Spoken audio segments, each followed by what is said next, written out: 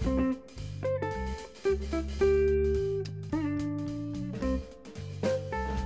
Sobat Mandawa, kembali lagi di Tanya Dok, yang dimana kali ini kita akan bahas mengenai permasalahan-permasalahan tentang estetika dan anti-aging, kesehatan gigi dan mulut, beserta penyakit kulit dan kelamin. Bareng saya Aditya Ananda dan dokter yang nanti akan kita present. Karena hari ini saya tidak akan sendiri, saya akan ditemani oleh dokter yang cantik cerita, Dokter Margaret. Ya. Yang dokter. Selamat siang, terima kasih sudah mengundang saya. Makasih dok sudah menyempatkan waktunya, sudah mau datang ke Tanya Dok. Ya. Kali ini kita akan bahas mengenai psoriasis. Jadi pasti teman-teman ada yang tahu, bahkan ada yang belum tahu apa sih psoriasis itu. Apakah itu termasuk ke estetika atau gigi dan mulut atau penyakit kulit dan kelamin. Kali ini kita akan langsung kupas dengan Dokter Margaret. Ya. Dok, mungkin belum banyak yang tahu mengenai psoriasis ini. Saya ingin tanya ke dokter, sebetulnya psoriasis itu apa sih, Dok? Jadi psoriasis itu merupakan penyakit kulit autoimun yang kronik, menahun.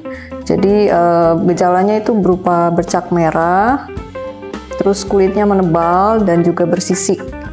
Itu ruam-ruamnya bisa muncul mulai dari kepala, terus badan, terutama siku, lutut, kemudian bisa juga di daerah punggung bagian bawah, terutama kelihatan bersisik sih, gitu.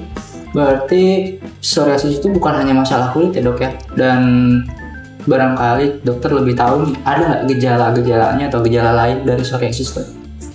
Jadi psoriasis selain menimbulkan gejala di kulit, itu juga bisa menyerang persendian, terutama sendi lutut dan sendi siku ya, gitu. Kita kenal dengan nama psoriasis arthritis namanya gitu. Iya, psoriasis arthritis. Jadi bisa menyebabkan rasa linu, nyeri di daerah persendian juga. Terus dok, sebetulnya penyebab dari seseorang bisa terkena psoriasis itu barangkali ada faktor turunan atau mungkin gaya hidup atau apa lagi dok faktornya yang seorang itu kemudian bisa berdampak dan terkena gitu. Oh, jadi psoriasis itu merupakan penyakit autoimun ya. Jadi dia bisa terutama sifatnya genetik. Jadi kalau ada keluarga dekat, terutama dari satu garis ayah, ibu, atau kakek, nenek, atau keluarga dekat yang menderita psoriasis, ada kemungkinan bisa terkena juga psoriasis di kemudian hari kalau ada yang memicunya. Jadi yang memicunya itu bisa seperti stres gitu, atau ada cedera pada kulit atau infeksi pada kulit seperti itu. Yang lebih rentan dari ayah atau ibu tuh kalau turunan? Dua-duanya sih sama ya. Iya. Jadi baik dari ayah atau ibu, kalau salah satunya ada yang menderita psoriasis, ada kemungkinan anaknya punya bakat secara gen untuk timbul psoriasis gitu.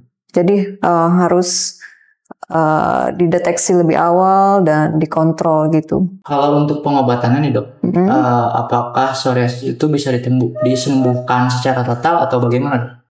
Untuk saat ini sih kalau untuk secara total sembuh itu belum ada pengobatan yang bisa, tapi bisa dikendalikan, dikontrol supaya tidak muncul ruam-ruamnya, supaya tidak muncul gejalanya.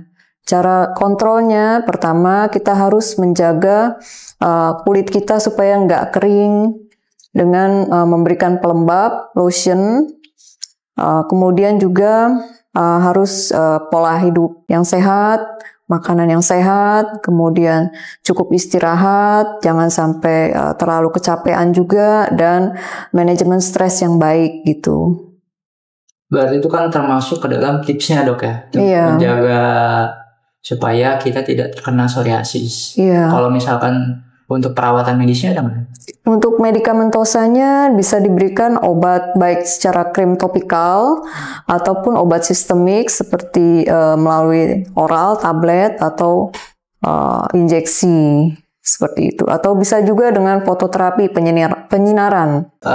Segitu saja tentang episode kali ini mengenai psoriasis. Jadi intinya kita harus menjaga tubuh kita supaya tetap sehat, karena apalagi yang sudah punya turunan psoriasis ya dok ya. Iya. Faktor keturunan cukup berpengaruh ya.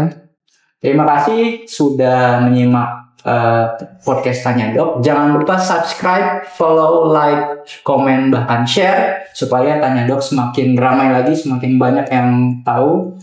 Saya Aditya Ananda dan saya Dr. Margaret. Pamit. See you. See you in the next episode.